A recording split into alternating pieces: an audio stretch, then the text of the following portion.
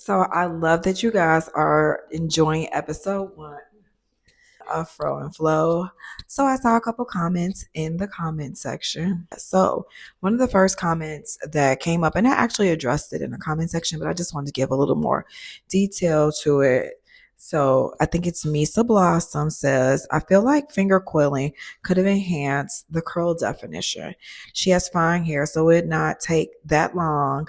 I estimate about 35 minutes. I'm interested to see a demonstration of a twist out as well. So I wanted to say that if Ashley had asked for finger coils, I would have definitely have given them to her. But she didn't ask for finger coils. And what she did ask for something that was easy for her to do and to maintain. And so starting out with someone like Ashley, I want to make sure that we meet her where she is on the first visit. And in the future, if she decides that she wants to explore like finger coils, we can definitely explore finger coils. I can show her how to do them, and show her where it would fit into her life if so she chose. And so sometimes that's just not for everybody because a finger coil is a finger coil and they do take time to do. Because I do recall at one time when I used to do finger coils, I know you like, when were you doing finger coils? So in the early part of my journey, I chopped all my hair off and I finger coiled. And I remember one day it took me like 90 minutes to finger coil, and that's when I never finger coiled again. So it just depends on like what people have the energy for, the patience for, and how would they like to show up. So I just wanted to address that because that's come up a few times. Everybody's like, oh, to give it more definition. The definition is the definition.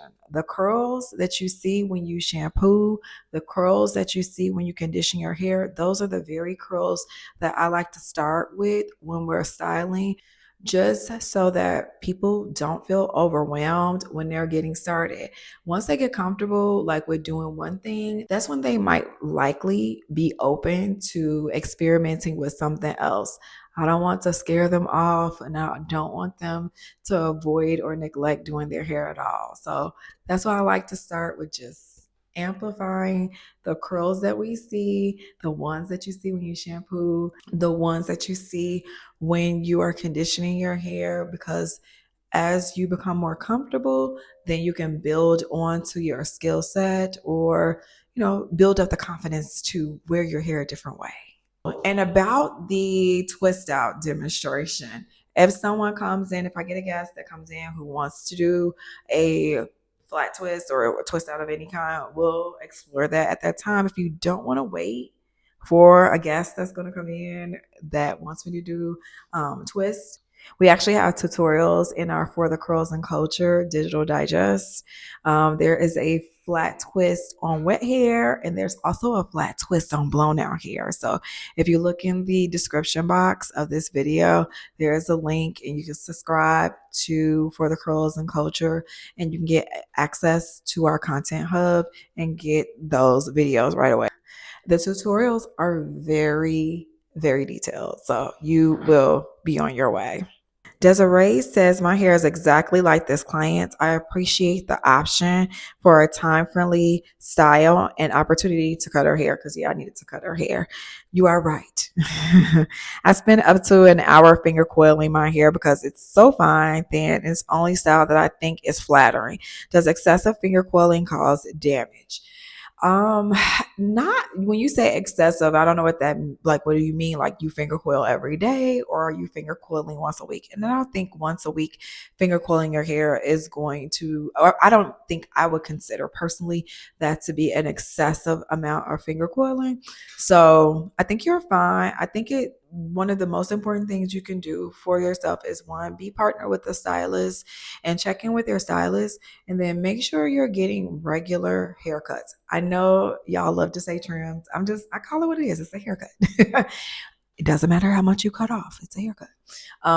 But making sure that you're getting regular haircuts, because those ends, they're sometimes the most raggedy part of the hair. It's the oldest part of the hair. So we like to make sure that those are well maintained, because well maintained ends maintains the entire strand. Okay, so that's the only thing I would say. Just do that. But I don't think excessive, unless you were finger coiling every single day, like literally winding your hair around your fingers every single day. I don't think weekly finger coiling or doing it every 2 weeks is excessive.